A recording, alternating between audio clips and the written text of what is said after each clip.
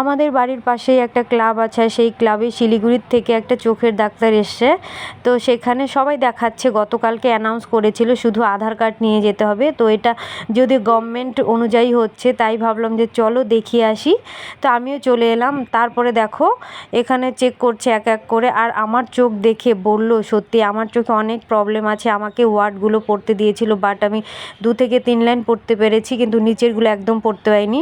আমি দূরের জিনিস একদম দেখি না, ঠিক আছে, তাই জন্য আমাকে একটা হাই পাওয়ারের চশমা লিখে দিল। কিন্তু এখানে দেখো চশমাগুলো সুন্দর, বাট এখানে সব বয়স্কদের জন্য, যারা 40 ইয়ার্সের উপরে আছে বা বাচ্চাদের। এখানে লো পাওয়ারের চশমা, আর আমার তো হাই পাওয়ার লাগবে, তাই এখান থেকে আমাকে আর দিল না। আর বাইরে দেখো কি পরিমাণ রোদ উঠেছে, কি বলবো, গরমের জন্য কোথাও আর বেরোতে ইচ্ছা করে না। তো যাই হোক, চলো আমি স্লিপ নিয়ে বাড়ি চলে এসেছি। তো এটা এখন আমাকে বাইরে থেকে বানিয়ে নিতে হবে, কি আর করব বলো। তো যাই হোক, চোখটা একটু চেক আপ করালাম, এটাই অনেক। তো চলো, সবাইকে টাটা, সবাই ভালো থেকো, এই গরমের মধ্যে সাবধানে থেকো।